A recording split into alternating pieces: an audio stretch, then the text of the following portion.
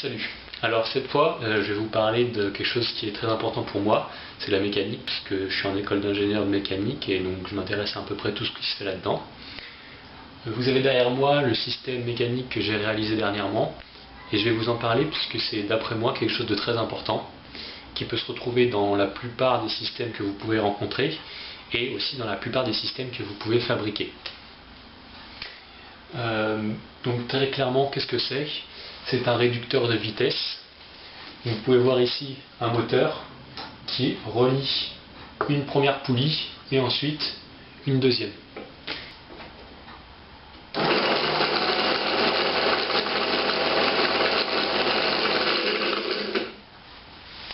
Donc en fin de compte ici, qu'est-ce qu'on a? Je dis que c'est un réducteur.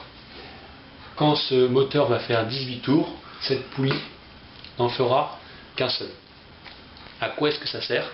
Et bien ici en fait on transmet de la puissance, c'est-à-dire que la puissance délivrée par le moteur doit se retrouver en sortie, mais d'une manière un peu différente. Alors je ne sais pas si vous êtes calé en physique, mais il faut savoir la puissance est égale à la vitesse de rotation fois le couple. Grâce à ce réducteur, j'arrive à réduire la vitesse de rotation de ce moteur. Donc si ma puissance en entrée ici et en sortie sont égales, et qu'en entrée je diminue la vitesse, forcément, pour avoir la même puissance en sortie, c'est le couple qui va augmenter. En réalité, dans ce système mécanique, il y a énormément de frottement, parce que ce n'est pas forcément un système très bien conçu. Donc la puissance en entrée va être égale à la puissance en sortie, plus les puissances perdues dues au frottement. Donc en réalité, on a un peu moins de puissance en sortie qu'en entrée. Mais on s'en fiche. Et il faudra bien comprendre que en sortie, on a diminué la rotation, enfin la vitesse de rotation, mais on a énormément augmenté le couple. C'est-à-dire on a énormément augmenté la force de rotation du système. Et donc je le disais, c'est quelque chose qui est très important, parce que vous pouvez le retrouver dans la plupart des choses que vous connaissez, par exemple, pour une éolienne. Une éolienne fait tourner, enfin le vent fait tourner les pales de l'éolienne, et ensuite cette éolienne va faire tourner un alternateur avant de fabriquer de l'électricité. Par contre, vous l'aurez remarqué, les pales tournent très lentement. Et en fait, on utilise un système mécanique de ce type-là, sauf qu'on n'utilise pas en réducteur, mais en multiplicateur, afin d'augmenter la vitesse de rotation de l'arbre des pales jusqu'à l'alternateur. Donc par exemple, quand les pales feront un tour, l'alternateur en aura fait une centaine, voire plus. Donc c'est ça le principe de ces systèmes mécaniques qui sont très importants. C'est pour ça qu'aujourd'hui, je vous les montre. Ça, c'est quelque chose qui est assez intéressant et qu'on peut utiliser tout de suite en faisant une petite expérience. Alors, ici ce que j'ai fait, c'est que j'ai attaché un étau qui fait a priori entre 1 et 2 kg à mon moteur. Grâce à une ficelle, et j'ai fait un trou dans la poulie en fait. Donc je vais faire comme si j'utilisais un treuil pour essayer de lever une charge lourde. J'accède mon moteur. Le moteur est bloqué. Il n'arrive pas à soulever l'étau. C'est un peu problématique puisqu'on n'arrive pas à soulever la charge qu'on voulait soulever à la base.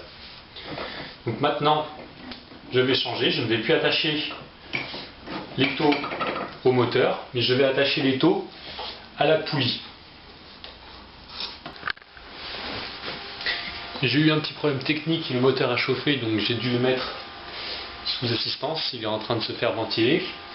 J'en étais à la deuxième expérience, qui est de pouvoir soulever cet étau de 2 kg grâce à la poulie. Donc on va bien voir si ça marche, on va bien voir si cette fois, en sortie de mon système mécanique, je peux soulever la lourde charge.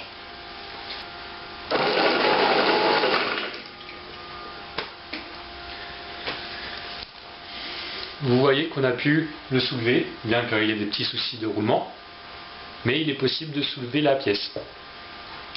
Donc qu'est-ce qu'on peut en conclure? Avant, avec juste la puissance du moteur, avec une grande vitesse mais un faible couple, on n'a pas réussi à la soulever. En sortie du système mécanique, on a un couple 18 fois plus important. Donc en fait, on a réussi à soulever la charge alors qu'avant on ne pouvait pas. C'est le principe du réducteur. On diminue la vitesse de rotation en sortie du système. Par contre, on augmente la force de ce système.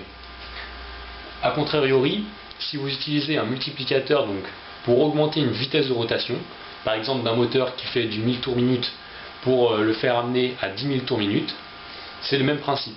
Vous augmentez la vitesse de rotation, par contre, forcément, vous allez diminuer le couple. Donc il faut le savoir. Là, je voulais un couple important, alors j'ai diminué la vitesse de rotation. Si je veux une grande vitesse, je ne pourrai jamais avoir un fort couple. En fait, il faut savoir faire la part des choses et prendre le juste milieu. Donc c'est ça le principe des réducteurs. J'espère que ça vous a plu et je suis ouvert à toute question.